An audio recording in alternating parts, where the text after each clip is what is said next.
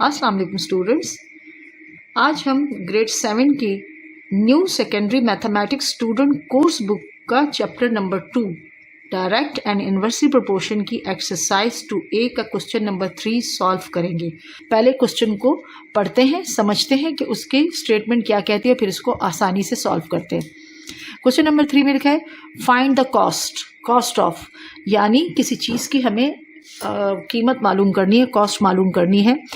अब इसमें भी 2 पार्ट्स है। ए पार्ट में कहा जा रहा है 10 kg of a tea leaves when 3 kilogram of tea leaves cost $80, यानी हमारे पास जो 10 किलोग्राम चाय की पत्ती है उसका जो उन्होंने वज़न दिया हुआ है वो कितना है 3 kg, यानी 3 किलोग्राम दिया हुआ है।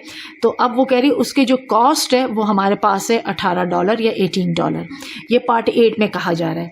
अब पार्ट बी में कहा जा रहा है A kg of a sugar when B kg of a sugar cost $C, यानी हमारे पास वहाँ पर हर चीज़ अननोन है, A और B करके हमें दिया हुआ है और उसकी कॉस्ट भी हमें अननोन C में दी हुई है, हमने उसको भी उसकी कॉस्ट मालूम करनी है।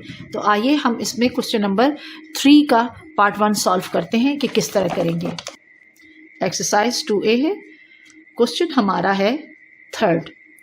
अब हमें क्या करना है, हम लोगों ने क्वेश्चन नंबर 3 में भी क्वेश्चन नंबर 2 की तरह, जैसे मैंने पहले आपको क्वेश्चन नंबर 2 भी, और मैं आपको बार बार कहती हूँ कि अपना एक्सपीरियंस आप लोगों के साथ शेयर कर रही हूँ, और वो ये है कि जो सिंपल मेथड है जो हर स्टूडेंट के लिए सूट करता है, या वो मदर्स जो बच्चों को पढ़ाना चाहती है और उनकी मैथ्स थोड़ी सी वीक है, तो वो भी इन मेथड को देखकर ईजिली अपने बच्चों को खुद मैथ्स सिखा सकती है घर पर बैठे बिठाए। तो आइए हम इसको देखते हैं। तो हमारे पास क्या क्या चीज़ें हैं। सबसे पहले हमारे पास है लीव्स, या हमारे उस लीव्स हमारे पास कितनी है, टी ऑफ लीव्स है किलोग्राम्स, इक्वल टू हमारे पास है उसकी कॉस्ट। ये 2 चीज़ें हमें दी हुई है, यानी जो हमारे पास टी लीव है उसको उनका जो वेट है वो केजी में दिया हुआ है, किलोग्राम्स में दिया हुआ है, और उसकी कॉस्ट प्राइस दी हुई है एक जगह पर $18। तो हम क्या करेंगे, कॉलम बनाएंगे। वंस अगेन आप देखिए हमने बनाया हुआ है cost is equal to kilogram kg. अब हमारे पास जो किलोग्राम हमारे पास कितना दिया हुआ है 10 kg, और उसके हमारे पास कॉस्ट प्राइस अननोन है, तो हमने इसको किससे शो किया, x के साथ। और उसमें जो हमें गिवन दिया हुआ है, गिवन हमारे पास क्या है, हमें कहा है कि हमारे पास है $18 उसकी कॉस्ट प्राइस है, और उसके जो वेट है वो कितने kg है, वो 3 kg है। अब आइए, क्योंकि इस क्वेश्चन में हमारे पास जो न्यूमरेटर खुद x जो है वो शुरू में ही अननोन है, तो हम उसको ऊपर ही रखेंगे, क्योंकि हमें हमेशा न्यूमरेटर अननोन चीज़ को हम डिनोमिनेटर नहीं बनाते, न्यूमरेटर बनाते। तो ये इस तरह हो जाएगा। और यहाँ पर भी क्योंकि इक्वेशन का क्वेश्चन है तो इसमें भी हमने कोई चेंज नहीं करना, जैसे हमने एज इट इज़ इसको उतारा है इसको भी ऐसे उतारेंगे, ठीक है। 10/3। अब हमने अगेन वही करना है, x हमने सेपरेट कर दिया, 10/3, यहाँ पर 18 डिवाइड हो रहा है, यहाँ जाके मल्टीप्लिकेशन में कन्वर्ट हो जाएगा राइट हैंड साइड पे।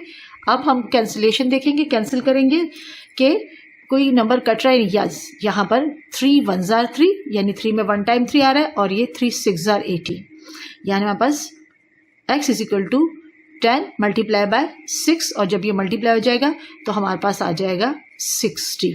इसका मतलब है कि 10 किलोग्राम टी लीव जो है उसकी जो कॉस्ट प्राइस थी वो थी $60, ठीक है। ये हमारे पास इस क्वेश्चन का ए पार्ट है, जिसमें हमसे कहा जा रहा है कि हमने उसका मालूम करना है कॉस्ट। अब इसमें जो बी पार्ट है, बी पार्ट में हमें कहा जा रहा है A kg of sugar when B kg of sugar is cost is $C। तो हम इसको क्या करेंगे, इसके बी पार्ट में सिंपल इसी तरीके से करेंगे। आप इसी तरह लिखें, बेशक सेम ऐसी तरह उतारे, या आप इस तरह भी कर सकते, kg is equal to cost. मैं दोनों तरीके से इसलिए बता रही हूँ कि ऐसे ना हो कि किसी स्टूडेंट के जहन में ये चीज़ आ जाए कि कहीं ये गलत तो नहीं है, तो आप डाटा को दोनों तरीके से लिख सकते, कोई इशू नहीं होगा।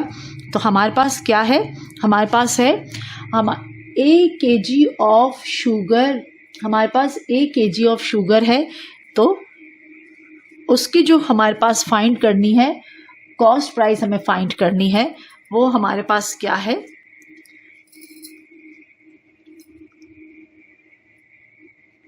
अब हमारे पास जो ए टाइप की जो शुगर है उसके हमारे पास कॉस्ट क्या है,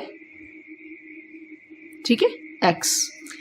अब हमारे पास क्या है इस क्वेश्चन के अंदर, दूसरा हमारे पास है when B kg of sugar cost $C, यानी जो B काइंड की जो हमारे पास शुगर है जो B kg की है तो उसकी कॉस्ट है $C, ठीक है।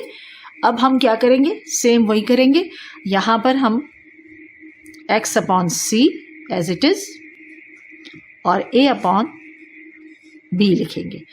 अननोन चीज़ है तो उसको हम शिफ्ट कर देंगे लेफ्ट हैंड साइड पे, और यहाँ पर ये C जो है डिवीजन फॉर्म में है, डिवाइड हो रहा है, तो यहाँ जाके किस में कन्वर्ट हो जाएगा, मल्टीप्लिकेशन में। ये बन जाएगा A/B equal to x, C यहाँ चला गया, C यहाँ। अब क्योंकि यहाँ पर कोई भी चीज़ कैंसिल नहीं होगी, सारे के सारे वेरिएबल्स हैं, तो हम क्या करेंगे, इसको मल्टीप्लाई करेंगे C को A के साथ, तो हम इसको लिखेंगे AC upon B is equal to, ये हमारे पास इसका आंसर होगा। यानी हमारे पास जो उसका आंसर आ रहा है जिसमें उन्होंने हमारे पास ए के शुगर जो है, 1 kg शुगर की जो कॉस्ट रही है, तो हमारे पास आएगी AC अपॉन B, ये इसका आंसर है।